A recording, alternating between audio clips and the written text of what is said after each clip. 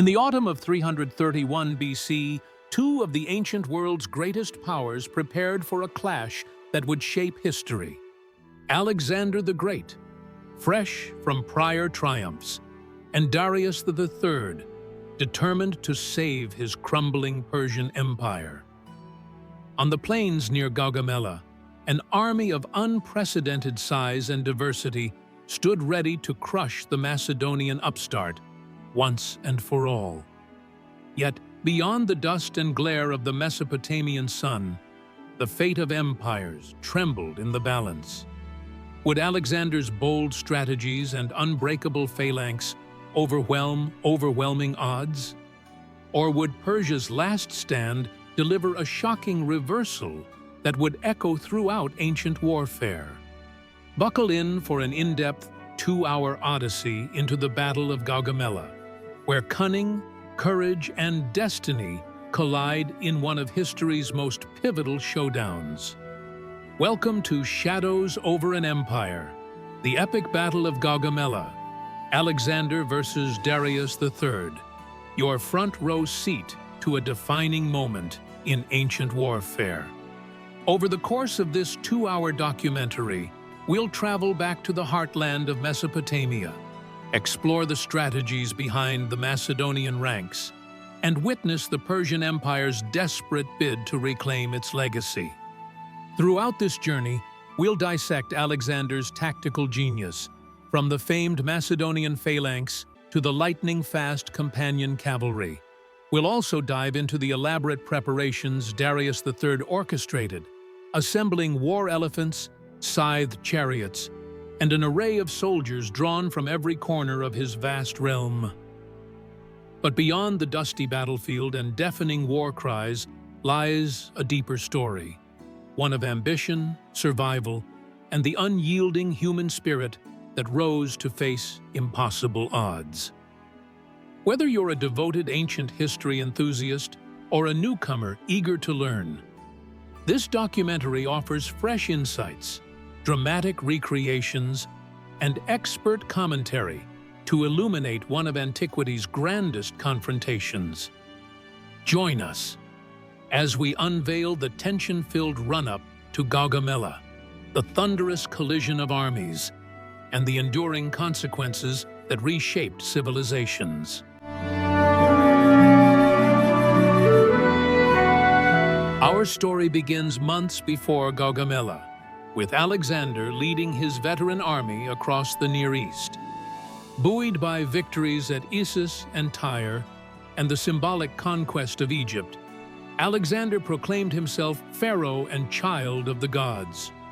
This relentless march toward the Persian heartland displayed his boldness and perhaps his youth's impatience. From desert heat to mountainous terrain, Alexander's troops faced brutal conditions. Yet, their unwavering loyalty to the charismatic king remained unshaken. Alexander's daily routine included surveying maps, discussing strategy with his trusted generals, and holding war councils that shaped the next stage of his campaign. Even rumors of a vast Persian host gathering in Mesopotamia did little to slow his ambition. As the army pressed further, Alexander sent scouts ahead to gather intelligence on enemy numbers, local resources, and strategic choke points. Fear, excitement, and anticipation swirled through the ranks. Everyone knew a decisive confrontation was looming, a clash that might determine the fate of the ancient world.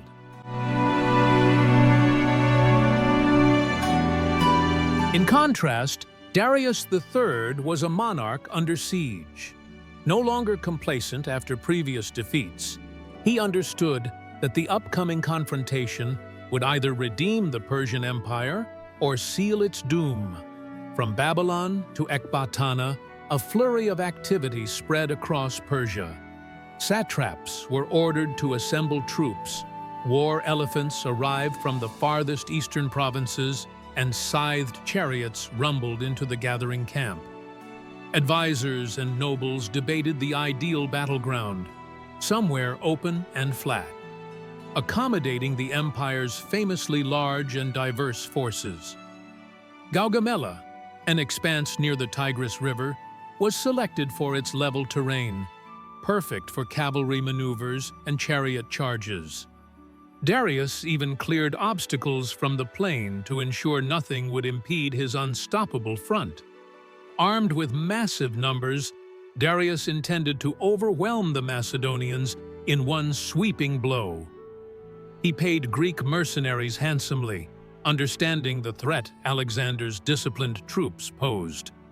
While some nobles fretted over morale, the official line was clear: victory or oblivion. In September 331 BC, Alexander's scouts confirmed the location of the Persian host. The size was staggering: tens of thousands of infantry and cavalry, supported by war elephants and scythed chariots designed to tear through enemy ranks. Undeterred, Alexander advanced with methodical precision. On the night before the battle, the Macedonian camp was a mix of tense focus and calm preparation. Troops inspected their sarissas, adjusted their armor, and shared memories of earlier triumphs. Officers stood over cartographic sketches, finalizing how best to deploy cavalry and phalanx formations. For the Persians, confidence mixed with apprehension. Darius ordered the plain meticulously prepared, flattening ground, removing any obstacles that might hinder his chariots. To many, it seemed the perfect trap for the smaller Macedonian army. Yet, Alexander's reputation loomed large. How could one king, even a legendary conqueror, challenge the might of Persia on such an expansive field? This question gnawed at every mind, friend and foe alike. Before sunrise, Alexander inspected the linchpin of his strategy: a well-balanced blend of phalanx infantry, companion cavalry, light auxiliaries, and specialized units from allied Greek states. Each group played a critical role. The phalanx, bristling with long sarissas, formed the core, a human spear wall that had shattered many foes. Alexander's right flank would be anchored by the Companion Cavalry, led by loyal generals like Clytus the Black and Philotas. Meanwhile, on the left, the Thessalian and allied Greek cavalry units prepared to contain the Persian onslaught. Archers and Agrianian javelin throwers stood ready to exploit weaknesses in the enemy's lines. Woven into these forces was a dynamic command structure. Officers, many of them close companions to Alexander, communicated via signals and mounted messengers. In the center, Alexander himself planned to observe, adapt, and strike when the pivotal moment arose. The discipline and experience honed from battles across the eastern Mediterranean would soon be tested on the greatest stage yet.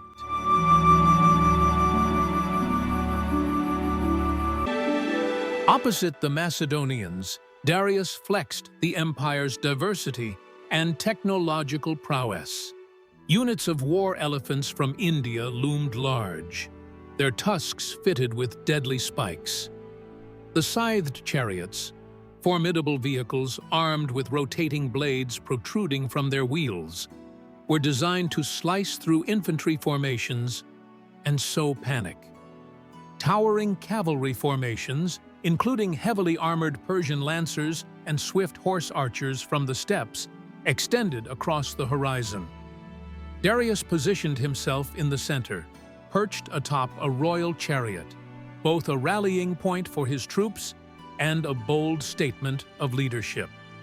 From a distance, the Persian lineup looked unstoppable, a rolling tide of manpower and resources.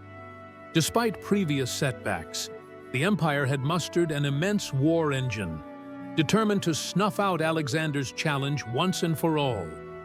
As dawn brightened, banners fluttered in the desert wind, and a collective roar rose from the Persian ranks, signaling readiness for the final showdown. At daybreak, Minor skirmishes ignited along the flanks. Light troops on both sides tested each other's mettle. Archers loosing arrows, javelin throwers darting in for quick strikes. Alexander directed cavalry probes, gauging the Persian response. Darius unleashed horse archers to harass the Macedonian lines, hoping to draw them into a premature engagement. These initial feints were more than random clashes. Each commander sought critical intel about the other's intentions, trying to spot weaknesses. Alexander noticed the Persian line stretching far beyond his own. Understanding that an attempted encirclement was imminent, he planned to exploit the looser discipline among Darius's flanks, steering them away from the center.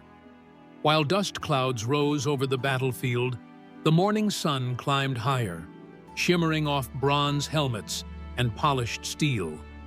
Soldiers felt the adrenaline sharpen their senses. Both armies realized that the fleeting skirmishes were only preludes to something far more titanic, an epical struggle that would decide the future of the East. Spotting an opening, Alexander led his companion cavalry in a sweeping arc to the right. This daring maneuver aimed to draw Persian forces outward, preventing them from enveloping his flanks. Darius responded by dispatching heavy cavalry to counter. The plain thundered with hoofbeats as the two cavalry contingents thundered closer. Roars filled the air as lances met shields in a crashing wall of sound. War cries from Macedonians interwove with guttural shouts of Persian riders. Alexander's agile tactics sought to keep the fight mobile, preventing the Persians from leveraging their numerical superiority. Meanwhile, the Macedonian center advanced steadily, maintaining cohesion with the Phalanx spears braced for an inevitable charge. The swirling cavalry duel on the flank tested Alexander's leadership. He had to coordinate precise strikes, feints, and withdrawals, all while scanning for a moment to break through.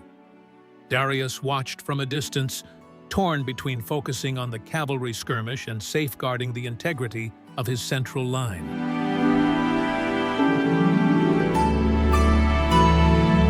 In a bid to disrupt the Macedonian phalanx, Darius ordered his scythed chariots forward.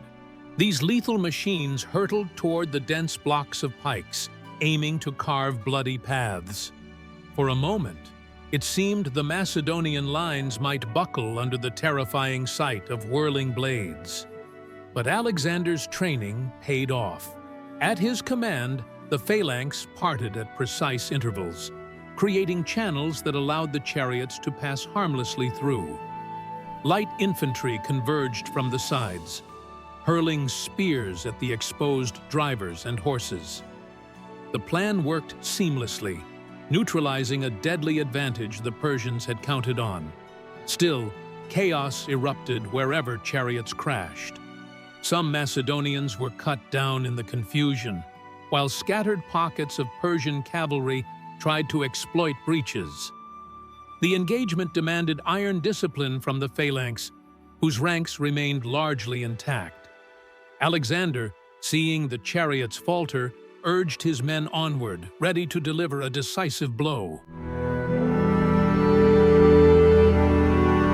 Amid the maelstrom of chariots and cavalry on the wings, the Macedonian phalanx advanced with daunting unity. Rows of sarissas bristled, forming a moving wall that pushed relentlessly toward the Persian center. Macedonian officers barked commands, stepping over fallen foes, maintaining the phalanx's cohesive strength.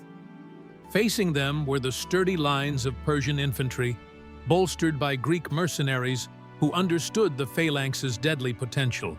For a tense interval, the battlefield flickered with the steel-on-steel fury of close combat. Sarissas pierced shields, swords clashed, and the war cries from both sides merged into a single cacophony. It was a battle of will as much as weaponry. Any break in formation would expose Alexander's men to encirclement. However, the same applied to the Persian ranks. If they cracked, the lines behind them might collapse like dominoes. The swirling dust and burning sun only heightened the sense that everything now hung by a thread.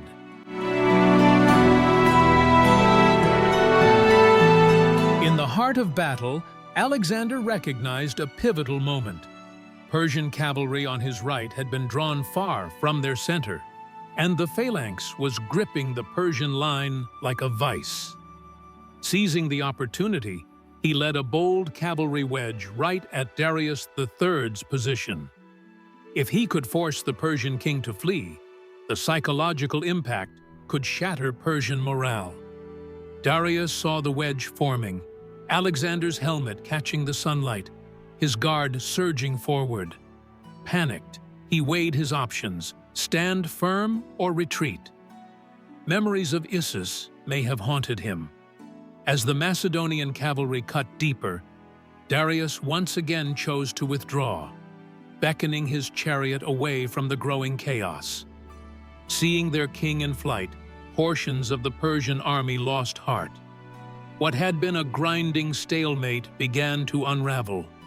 At that moment, the balance of the entire empire teetered as Macedonians, fueled by their commander's fearless charge, tore into the crumbling Persian lines. With Darius gone, panic rippled through the Persian host.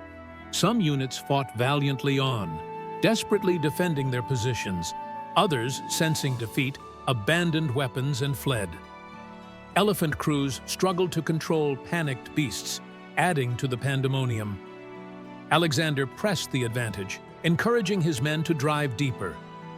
Though he'd taken a calculated risk in leaving the Phalanx's center momentarily unsupported, the gamble paid off.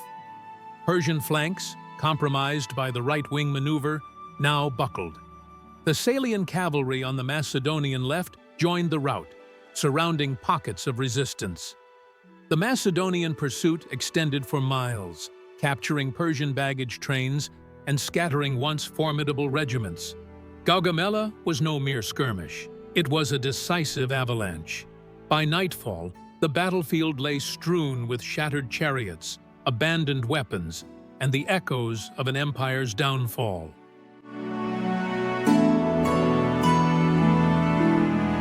The scale of Alexander's triumph became clear with the sunset. His ranks, though bloodied, stood victorious on a field that had once seemed impossibly large. Camp followers and medics hurried to aid the wounded, while commanders tallied the cost. Alexander ordered immediate rest for his weary phalanx, praising their discipline and courage. Rumors spread that Darius had escaped eastward, leaving behind vast treasures and supply lines. Seizing these resources invigorated the Macedonian campaign, opening roads to Babylon and beyond. Gaugamela proved that the Persian heartlands lay vulnerable, further fueling Alexander's vision of a unified empire under his rule.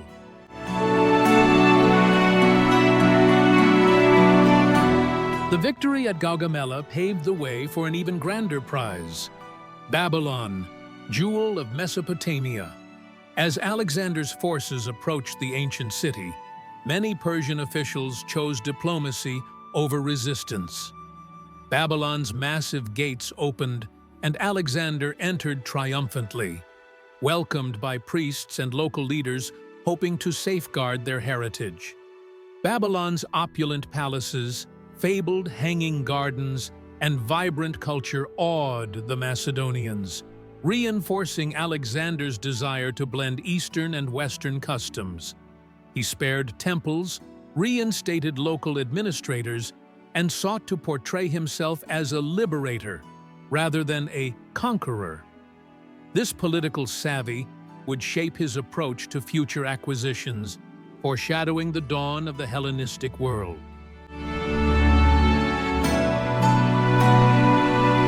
Gaugamela was more than just a military triumph. It was the linchpin that unlocked Persia's ancient capitals, Babylon, Susa, Persepolis, and sowed the seeds of a cultural revolution. Greek art, language, and philosophy merged with Persian architecture, administrative practices, and traditions. The Hellenistic era was born from this melding of influences. Macedonian veterans settled in newly founded cities, intermarrying with local populations. Scholars, artists, and merchants traversed once hostile frontiers, forging a dynamic exchange of ideas and goods. The resulting cross-pollination enriched everyone it touched, leaving a heritage that would survive long after Alexander's death. Yet, the victory also began to strain Alexander's relationship with some of his Macedonian officers, who resented his embrace of Persian customs. Tensions would flare in the years to come, revealing the complexity behind forging a multi-ethnic empire. Still, the immediate post-Gaugamela landscape was a testament to possibility, an empire that, at least momentarily, promised a harmonized future.